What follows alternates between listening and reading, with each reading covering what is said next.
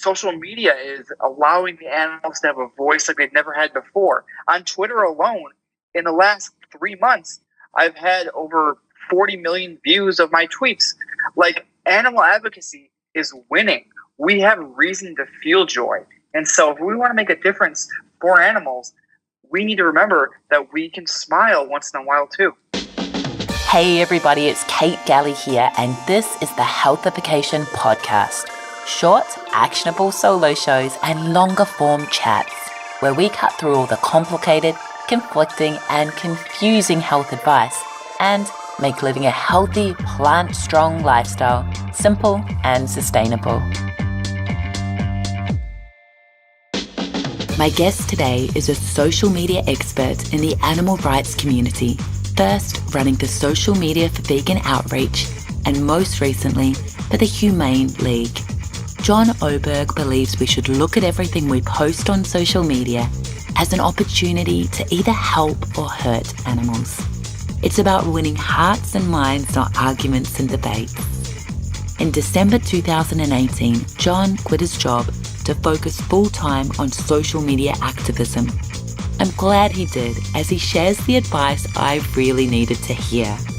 If you're pretty good at winning debates and one by one, smashing down the arguments and excuses non-vegans direct your way, yet slowly realizing your current approach isn't always the most effective or the most enjoyable, you know I'm speaking to myself here, right?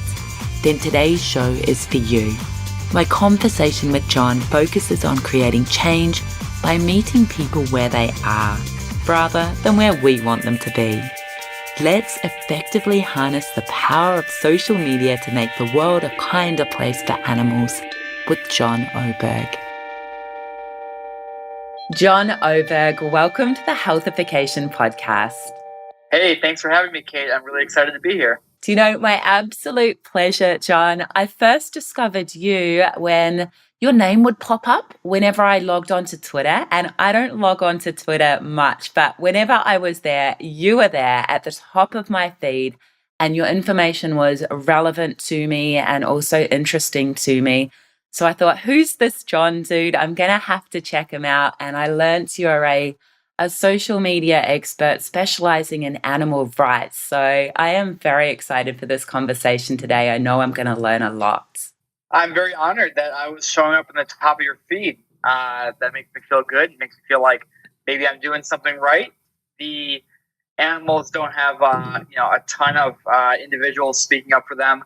And so all of us who are able to use our voices to give them a voice are doing good work. So I'm honored to be among other people who, really look at social media as a way to speak up for animals, including yourself. So thank you for all the great work that you're doing, Kate. My pleasure. You're definitely doing something right so far as speaking up for the animals. Perhaps, John, as by means of introduction to the podcast listeners, we could travel back 10 years or so, I think it is, and you could share with us your vegan journey or that moment, I guess, that tipping point when you decided you needed to be vegan.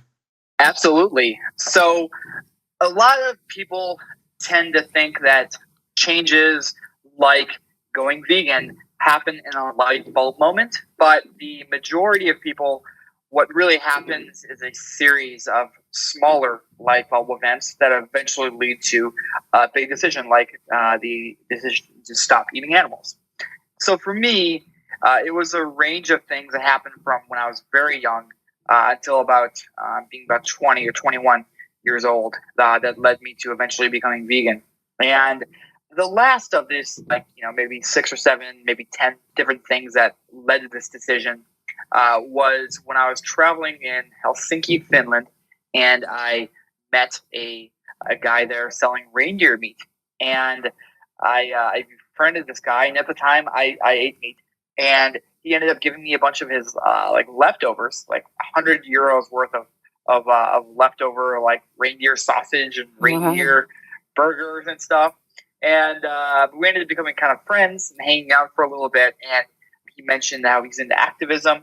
I wasn't really keen on his particular form of activism, but I took the moment to tell him how I wanted to be an activist. And he asked me, what kind of activist do you want to be, John? And I said, oh, I want to be an animal activist. And he looked at me and said, as I'm literally holding a garbage bag full of reindeer meat, he said, if you want to be an animal activist, you should probably stop eating animals. Yeah. And I had never once thought of it in that context. And so that was the final seed that was planted. So I decided to go vegan after that. And that is how my vegan journey began. Wow, isn't it so funny how like something so obvious, we're completely unaware of it until we're absolutely blatantly aware of it in a moment like that. Exactly. It is funny how these things happen like that. And it's also funny that we mentioned this because sometimes people can be, painfully unaware of things that they're actively involved in. And my girlfriend, Amanda, would certainly say that is the case with some things in my life. And it's a struggle that many of us have. But more somber note, it is the case for the majority of meat-eating consumers. They are just not aware of the cruelty that chickens, pigs, cows, and other farm animals endure on the journey to their plate. So that is where myself and other activists come in. We really work to make those consumers aware of the cruelty that farm animals are enduring basically over the course of their entire lives before they eventually are slaughtered and sold to us individually. Absolutely. So I guess digging in a little bit more on the matter of making consumers aware of the inherent cruelty in animal agriculture and the products that those consumers eat. Can you speak a little bit more? And I know this is a huge question. Can you speak a little bit more to the matter of making the world a kinder place for animals by utilizing the power of social media? Absolutely, Kate. So to pick up where I was about a few minutes ago when I was telling you about my vegan journey, I got up until a point that was about 10 years ago. So picking up at that point, I began participating in activism on a local level where I was living in Phoenix, Arizona. And I would regularly leaflet, so basically handing out pro-veg pamphlets at college campuses and on street corners. I handed out hundreds of thousands of leaflets to individuals around Arizona and around the rest of the country. And I found that to be a effective form of activism. I felt good at the end of every day. I felt like it was a really good use of resources. And I loved it. I loved it personally. And then I began looking at other ways that I can help animals. And I began running the social media pages for a group called Vegan Outreach. And then later for a group called the Humane League. So I was with VO for about 2 years. I was with THL for about 3 years.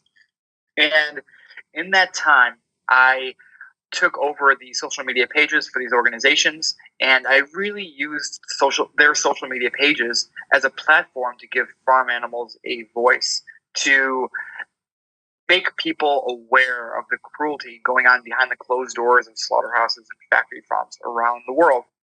So I did this over time, and I found it to be very effective.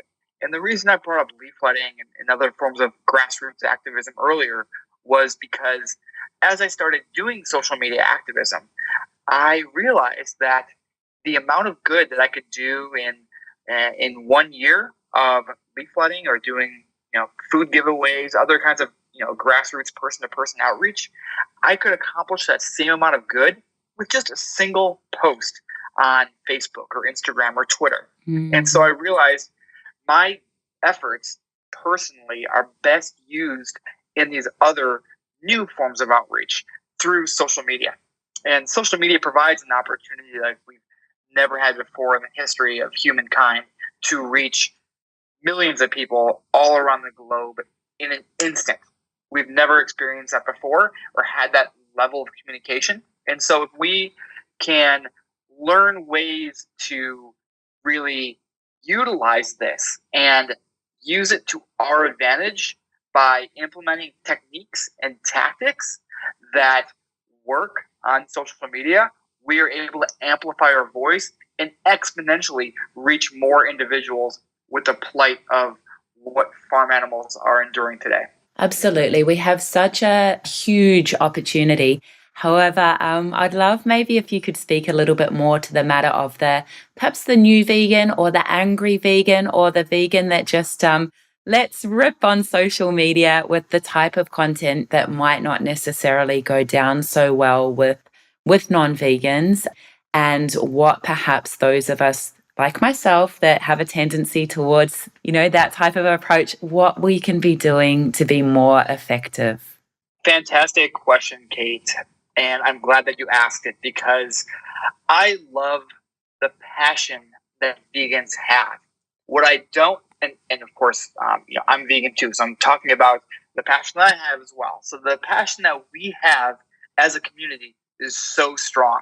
But what I don't love is how we can allow that emotion and that passion to drive our message in a way that is potentially counterproductive at worst, but at least just not the best that we could be doing. And so I find it to be very valuable and important to step outside ourselves when we are communicating the vegan message and think, how would a meat eater or omnivore respond to this messaging?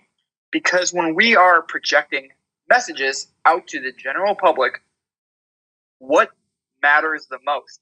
How vegans feel about our message or what meat eaters think about our message? And ultimately, what matters is not what other vegans think, because they are already essentially neutrals in terms of causing or reducing suffering.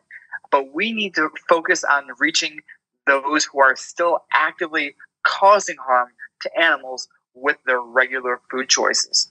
And so we always need to remember that when we're crafting our messages to the public, whether that's a social media post or whether that's standing on a street corner talking to strangers, or whether it's engaging in dialogue with your friends and family, we need to communicate our message in a way that is going to most likely appeal and relate to and be effective when we are discussing with these individuals. Yeah, I had a bit of a realization while prepping for this interview with you that although I will often bite my tongue a lot in one-on-one interactions with non-vegans, if I do that too many times in a day and it's happening constantly in a day, I might then be even more prone to go home and jump on social media and and share a whole heap of the posts that are horrific and true and need to be seen, but I'm not doing it in the most effective manner. And my audience, the reach is so much more huge on social media. So, I learned a lot in the prepping for today. Now I just need to implement it. Yeah, that's part of this journey, is learning how to implement our communication in a way that's going to be most effective. And I should say that I didn't start out being some effective vegan activist. I started out yelling on social media. I started out years ago bombarding my friends and family with the message of veganism because I didn't know any better. I didn't think critically about the decision I was making, the decisions that I was making when I was communicating the message of the animals. And so I took a step back and I realized, hey, I can reach people more effectively if I do X instead of Y, A instead of B. And the day I decided to take a different approach was the day I started living happier and also being more effective. It's so true. And one of the points that you mentioned that absolutely resonated with me was that it's not necessarily just the person that you're communicating with online, it's everyone else in the background not speaking up, but watching that communication that you're impacting as well. Absolutely. Something that a lot of people don't realize is that the majority of social media users don't actually engage on social. They're not liking posts, they're not commenting, they're merely observing. And so when you are engaging with others, having conversations and dialogue with others, whether it's one person to many people or you one-on-one with others, if that's in a public setting, like a public Facebook post or a public tweet or Instagram post, wherever conversation is happening, there are many, many, many people who are viewing that conversation. And many of those are the people we really need to reach, like meat eaters. And so if we are just tearing a meat eater apart, and let's say, we're having a little bit of a dialogue back and forth about, they come up with 10 most commonly heard arguments for eating meat, which we have heard for so many years. So we have very well established answers for this person. Let's say that they're asking us these questions and we're just tearing them apart every response. People are going to read that. They're going to think, wow, this person is a jerk. And they're not going to care whether we made good points or not. They're going to say, wow, this person is a jerk. I don't want to be like them. Think about it. When is the last time that you saw somebody being a jerk and said, hey, I want to be like that person? Odds are that did not ever happen. Yeah. So for that reason, we need to remember to be kind and compassionate in order to make the world a kinder and more compassionate place. And as I think you mentioned earlier, although it doesn't come as, it takes a bit of work, but it actually leads to you being more happy in your life and your interactions when you're coming from a place of compassion. I know whenever I never feel good after I kind of let rip at someone. Even if I feel right and righteous, I actually don't feel good. Yeah, I agree. I've been there too. Even outside of animal advocacy, I play soccer, and I can call it soccer because you Aussies call it soccer. Yeah.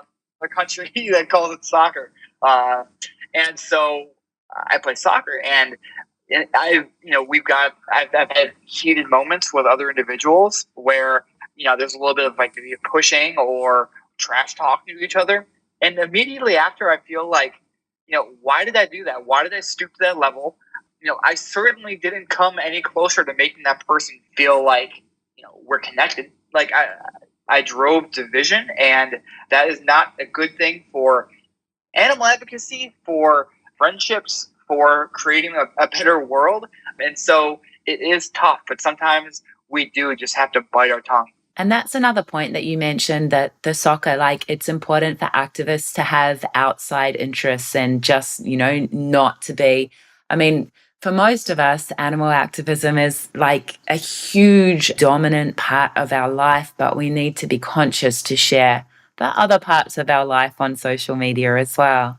Oh, that is such a good point, Kate. I'm really glad you brought that up. You wouldn't think that somebody, being interviewed about animal advocacy on social media is going to talk about doing something on social media that's not animal advocacy.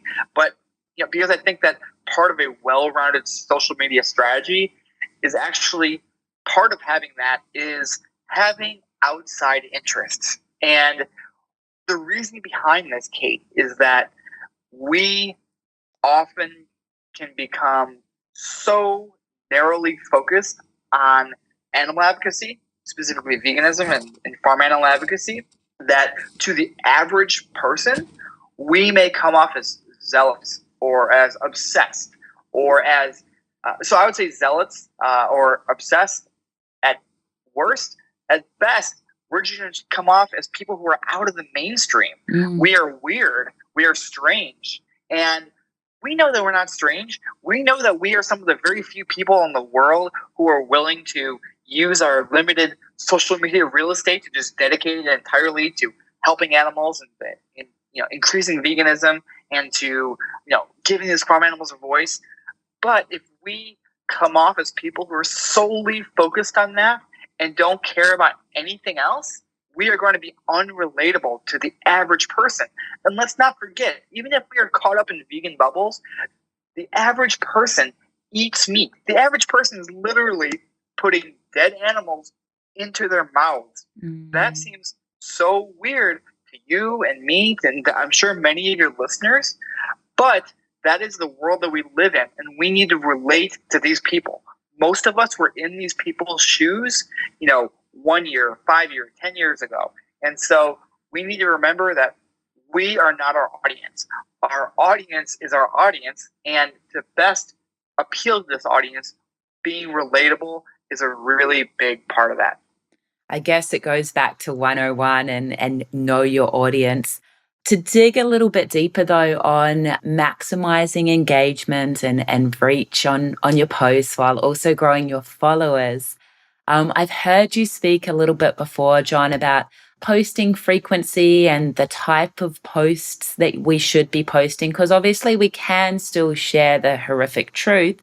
It's just not all the time. So what are some of your suggestions for my dear passionate activist friends listening to us? Well, great question. I'm glad that we're getting in the nitty gritty here. And for those who are interested in reading too, not just listening, I'm currently writing a roughly 15-part series for plant-based news about effective animal activism through social media. So I'm about 9 pieces deep right now. I just published the 9th piece today. So if anybody's interested, I really recommend heading over to plantbasednews.org, going to the Learn section and Vegan Advocacy subsection, and finding my pieces there, where I go into this in great detail. But basically, there are a few things that somebody should keep in mind about posting and then posting to social media as a method to help animals. So for one, we talk about frequency. In addition to having outside interests and therefore, occasionally posting about outside interests, you want to not overpost. So the old adage, less is more, is very true on social media. So if you get on Facebook and you see 10 videos of undercover footage of factory farms, and you just think, okay, I see this is bad, I'm gonna hit the share button because that means more people will see it. Then 2 minutes later you see another video and you say, this is bad, I'm gonna hit share because I want more people to see it. If you just keep doing that, your overall reach is going to decline. Even if maybe you get a few more views on all those videos, people are going to tune you out really quickly. They're going to hide you in their newsfeed or unfriend you or unfollow you. You might get pushback, which pushback is fine, but you might get people just cutting you out because they don't want to be overwhelmed with the suffering that you are pushing out there. So I think it's important to really balance out this kind of content with non-animal advocacy stuff, but also even happier stuff. So don't just post undercover footage of factory farming. Also push content that is, animals experiencing joy. Post a picture of you at a farm animal sanctuary or a picture of you with your cat or dog. And relate to people that way.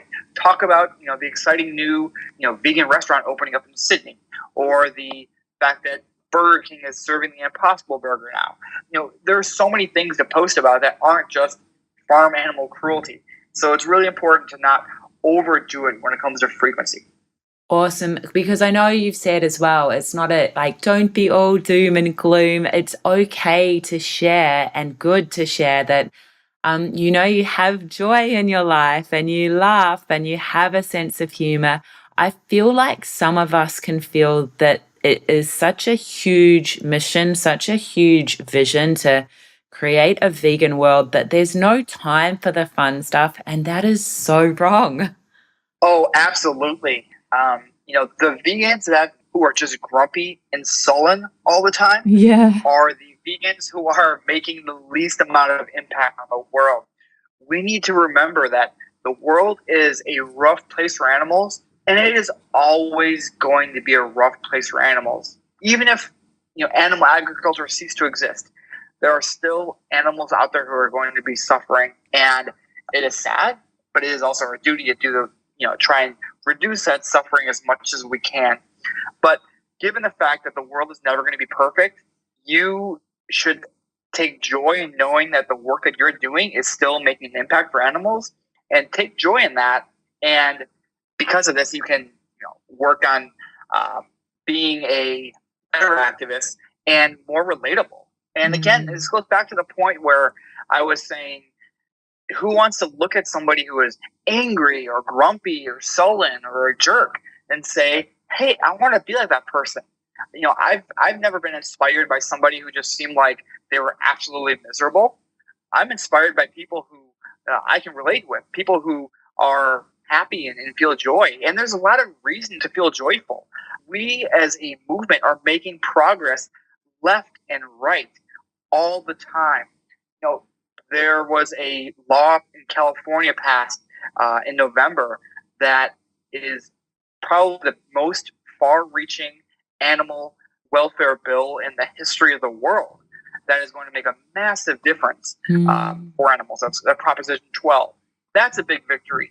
Fast food chains all across North America are adding the Beyond Burger or the Impossible Burger, both vegan burgers, to their full-time menu, which is amazing. Social media is allowing the animals to have a voice like they've never had before. On Twitter alone, in the last 3 months, I've had over 40 million views of my tweets. Like, animal advocacy is winning. We have reason to feel joy. And so if we want to make a difference for animals, we need to remember that we can smile once in a while too. It's so true. I guess on the matter, like the 40 million views of the tweets, that's super impressive. I would love to hear your guidelines so far as posting frequency. I've heard you talk about it before, and I was able to breathe a sigh of relief when I learned that you weren't tweeting 40 times a day to get to the top of my feed. What are some of your rough suggestions, or how are you posting so far as frequency right now? Yeah, that's a good question. So a lot of people tend to have this theory that, the more I post, the more views I'm going to get. And it's really much deeper than that. It's like, how are you strategically posting? How are you framing caption? What kind of content are you pushing? How are you effectively growing your audience? These are the kinds of questions that lead to quality of the posts that end up being seen by more people. And I want to make clear that 40 million views in 3 months is not something that every person should go for. This is a little bit on the far end of things. But if you can go from 500 views in 3 months to 5,000 views in 3 months, that is a huge victory for animals. And as far as frequency goes, I would say don't tweet more than a few times a day. I think tweeting once per day is great. And then I talk a little bit more about details about how to effectively create these tweets and posts and getting engagement in that plant-based news series. On Instagram, you can do up to 5 times per day. But really, ideally, you want to do one post every day or two. And on Facebook, I would say 1 to 3 times per week is ideal.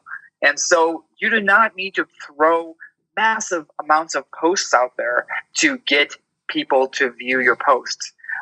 In the last month or so on my public Facebook page, which I just launched, so I don't have a ton of followers there. I've had a reach of over 1 million. And this is averaging just 1 post per day.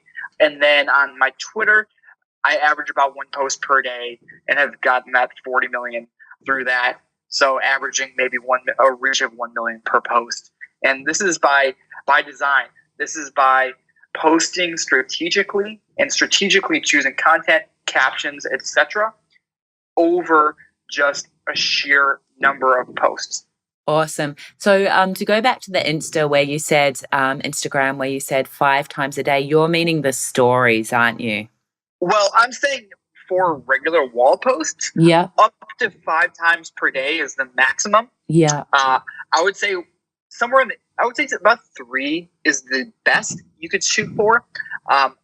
1 is the best minimum, I would say. So 1 to 5 is the range. 3 definitely probably being best. Personally, I only post Instagram maybe 3 to 5 times per week. If I was able to spend as much time as I would like to on it, I would shoot for 5 to 7 times per week. Maybe a bit more. Yeah, so daily with the wall post then. And the Instagram story, how frequently are you doing that? I see people doing that like 20 times a day. They've got something coming up on their story. Yeah, that's a good question. So stories are great, and I think that it is very much the future of Instagram. So just like people open Instagram and scroll through their newsfeed, people have really started moving towards opening Instagram and scrolling through their stories, and then maybe not even checking their newsfeed. And while that is unfortunate for those who focus a lot on newsfeed posts, is also an opportunity for us to meet people where they are. And they are currently in story feature, which has just grown and grown and grown. And so my recommendation is to do one story per day and making that story at least 3 to 5 frames, maybe up to 10 frames, but no more than that. I see people who are just like doing like 30, 40 frames per day, like all throughout the day. And there are certain elements to certain people who that might work with more, but I have certainly found that you don't want to overwhelm your audience. And I find it best to focus on one story that is all tied together. So, if I'm taking my dog to the dog park, I might do a story of, taking a picture of her in the apartment and then doing a little story, a little video of me, telling her about the park and her getting excited, and then the drive to the park, and then her running around the park, and then maybe finishing it off with a story of her sleeping on her dog bed when we get back to the apartment because she's so exhausted. You want to keep these story frames related to one another so that they're really telling a story. Yeah, so it absolutely is posting with volition, not just using social media as like your daily diary where you share everything. Right. I mean, if people really care about daily diary of yours, then go for it. For most people, I don't think they do. For most people, their lives are not interesting enough that other people would care, or they're just not, relevant enough in their lives. So I would say it is better to really be strategic with your posts rather than just thinking of it as a way to document everything. Document stuff take pictures on your phone and just store those photos on your phone forever. Documentation is what you're after. But I think it's more important to focus on pushing content that your audience actually wants to see. So, John, I'm really curious to know your perspective so far as media spin on animal rights activists and animal rights actions. I know your content has a lot more of a positive focus, and that's fantastic. However, I do also see the value in sharing footage of, undercover footage of factory farms and that sort of thing. I know when it is shared, though, the media spin is as extreme and anti-vegan as possible. What are your thoughts there? Yeah, so we are challenging society. Like I said earlier in this interview, the majority of people are not just fine with, they love to put dead animals into their mouths. So we need to remember that although we can get caught in this vegan bubbles, like we are out of the mainstream currently, but over time we are becoming more and more mainstream.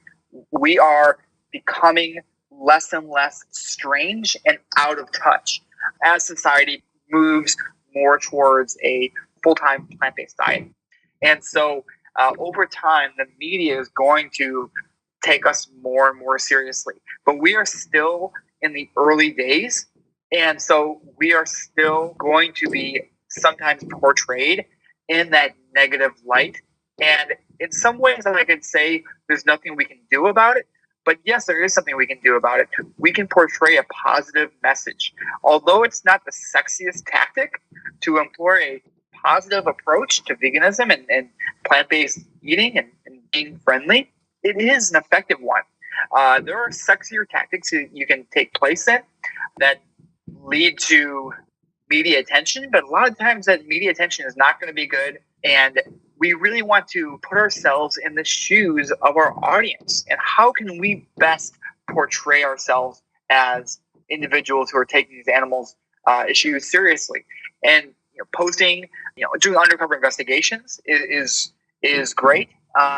There may or may not be positive news coverage with that, but getting that content out there is doing a large amount of good. But doing it in a way that is not, is really limiting how much we're going to alienate our audience. That is the way that we're going to make the biggest difference overall in getting people to take animal issues more seriously, but also for them to see themselves as eventually becoming vegan, or at least more vegan. So I guess on a different angle again here, John, I love to ask my male guests, so far as the matter of of masculinity and veganism. Do you have any advice to, I guess, to frame that a little bit better? It's often seen as weak or unmanly to not eat meat, not in my circles, but in mainstream. Do you have any advice to the young man or perhaps yourself before you were vegan who is worried about how your masculinity will be judged? Yeah, so I think that those concerned with masculinity, one of the things that they value is courage and being strong physically and mentally. And I have to ask people who, maybe meat eaters who think that it's not masculine or courageous, that veganism is not courageous. What is more courageous than stepping outside of the mainstream, than actively making choices that are different than your peers, actively making choices that may at times alienate yourself from your peers? That takes courage. What does not take courage is eating a burger. It does not take courage to go to the grocery store and buy some chicken thighs. That does not take courage. What takes courage is standing up for the beliefs that you feel strongly in, even in the face of adversity. And that, to me, is courageous. So for those concerned about masculinity, they should really think about the things that make up quote unquote masculinity. And if courage and being strong are mentally is part of it, then I think that vegans are really, really strong. That's amazing. So I absolutely agree. I guess almost in closing, I'd love to get a little bit actionable so far as perhaps maybe some rapid fire tips for the person listening who's, it's really resonated with them that, yes, a lot of what they do is share horrific footage online and they're ready to change their approach. I'm speaking to myself right now. What are some of your best tips so far as maybe 3 things to do to take away from our conversation today? Sure. So, for one, be a normal person who cares about animal issues. Try to avoid overposting. We talk about post frequency a bit. Try not to overdo it. Try and strike a right balance with both the amount of animal issues that you're talking about and animal posts that you're pushing out there, but also balancing that with non-animal content. I leave it to you to decide what the right ratio is, but certainly including posts of yours that are not just about animals is going to make you more relatable. Number 2, focusing on shareable content. You want to push content out there that people want to share. So whether it's undercover factory farming footage or animals experiencing joy, your own story, how you came to care about animal issues, these types of things are going to encourage other people to share that content. So not just choosing the right kind of content, but also framing your caption in the right way. Mm-hmm. And then all these little things like making sure your caption isn't too long, making sure you're posting at okay times, not posting at 3 a.m. Mm-hmm. Posting ideal times, always putting yourself in your audience's shoes. And then I would say my third rapid fire tip is don't be a jerk. It is so hard to bite your tongue at times, but you need to realize that it is not important to win arguments or debates. It's important to win hearts and minds. So what we want to do is get the average meat-eating consumer, an individual, to see the content that we're pushing out there and allow themselves to think, hey, I can do something differently. I can make a difference, and not thinking, wow, this person is a jerk. I don't want to be like them. I feel like this person is judging me. You really want to be as approachable and relatable as possible. Yeah, I love that. I am absolutely taking on that advice. It is very timely for me. So thank you, John. I absolutely recommend the plant-based series that you're deep into right now as well. I went through it all yesterday and I found it super helpful and actionable. So highly recommended. I'm going to link to it in the show notes today. But where else do we find you online, John? Awesome. Thanks, Kate. So my number one way that I'm able to do this work is through support through my Patreon.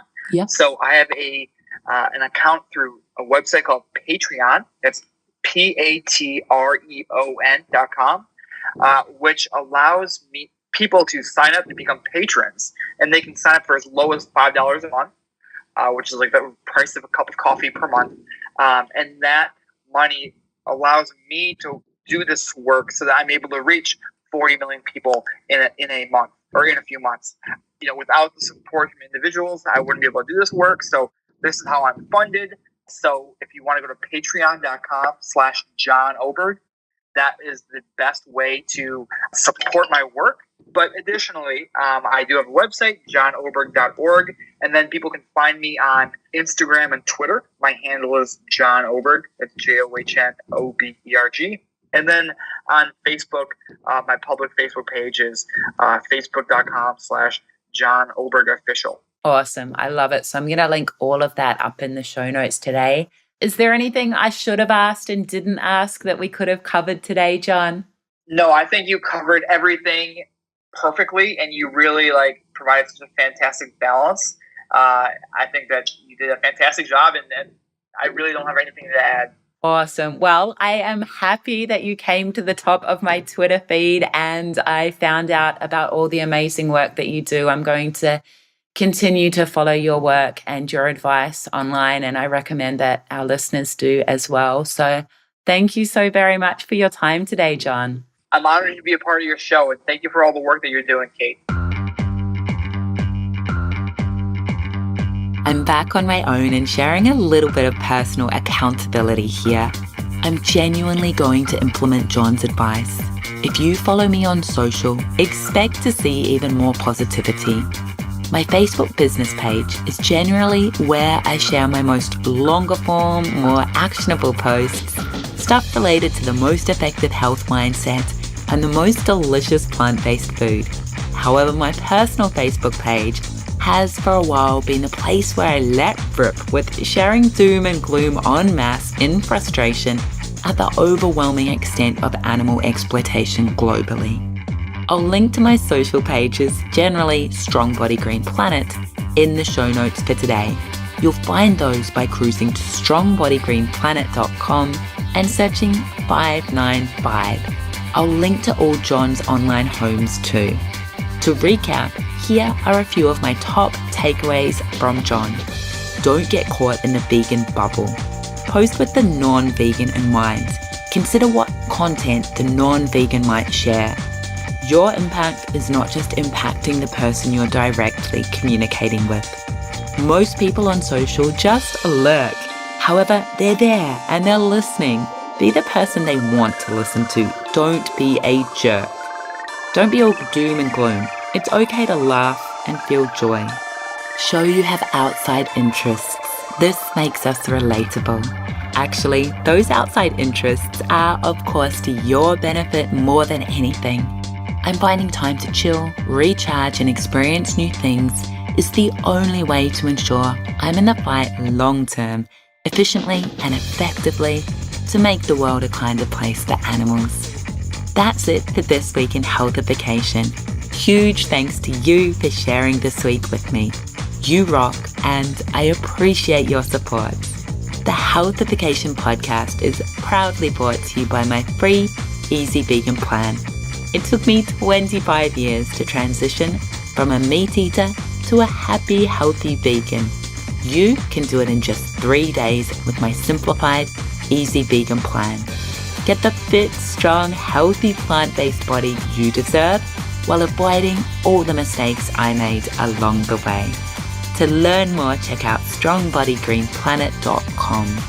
Till next time, remember, creating a body and life you love is freedom. If this ex-carb queen, non-genetically gifted, naturally uncoordinated vegan chick can do it, so can you.